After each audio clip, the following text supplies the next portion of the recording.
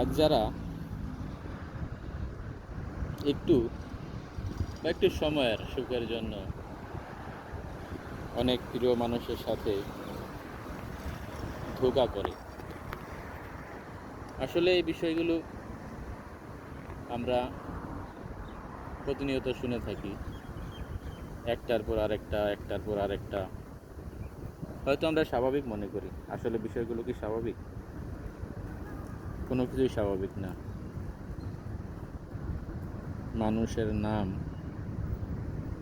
আসলে কি, একটা পচা লাশ বা একটা পচা পচা দেহ যদি রাস্তায় পড়ে থাকে, সেটার গন্ধ হয়তো বড়জোর 1 সপ্তাহ 10 দিন যাবে, কিন্তু তখন এই মরদেহটা বা সেই কাঠামোটা দোকান থাকবে, কিন্তু ধীরে ধীরে গন্ধটা দূর হয়ে যাবে, যদিও সেই জিনিসটা ওখানে পড়ে থাকে। কিন্তু আমরা মানুষ যদি একবার জীবনে কলঙ্ক লেগে যায়, সেই কলঙ্কের দাগ এক জীবনে শেষ হয় না, তার নাতিপুতিতে গিয়ে ঠেকে। তাই প্রত্যেকটা বিষয় অনেক বুঝে শুনে ধৈর্যের সাথে করতে হবে। এই দুনিয়ায় কয়দিন, কয় বছর এই সৌন্দর্যের অহংকার? কিসের অহংকার?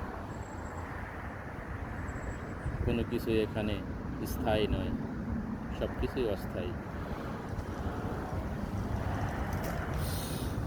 যারা চলে যায় তারা আসলেই হয়তো আপনার কাছ থেকে চলে গেছে, সেটা আপনার ভালোর জন্যই চলে যাবে, কারণ আপনি আপনার কপাল কেউ কখনো নিতে পারবে না। যে যার কপাল নিয়েই খায় চলে, তো যে যায় এমনিতেই চলে যায়, হাজার চেষ্টা করলেও তাকে বেঁধে রাখা যায় না। তবে একটা কথা আছে না,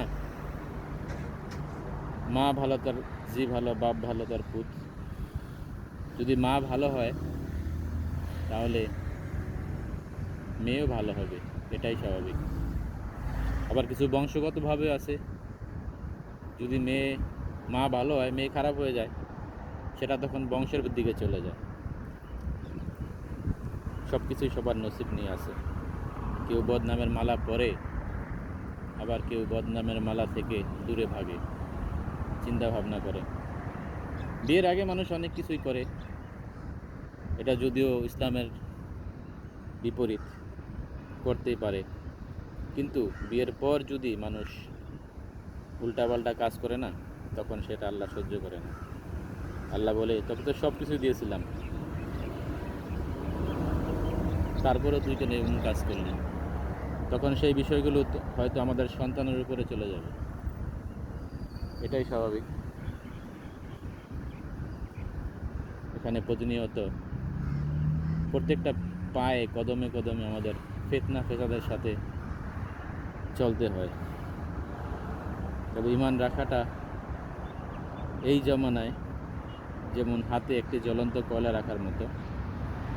এটা আমার মা বলতো, বাবা, দুনিয়াটা অনেক ভালো জিনিস, আবার খারাপও জিনিস। দেখো না, কেউ দুধ বিক্রি করে মদ খায়, আবার মদের দোকানদার সারাদিন মদ বিক্রি করে রাত্রে বাসায় আসার সময় দুধ খোঁজে, কোথায় গোয়াল দুধ বিক্রি করে, বা কারো কাছে বলে, ভাই 1 লিটার দুধ দিয়ে যান। এটাই স্বাভাবিক। জাযাকাল্লাহ খের, বারাকাল্লাহ ফিক, হায়াকুমুল্লাহ।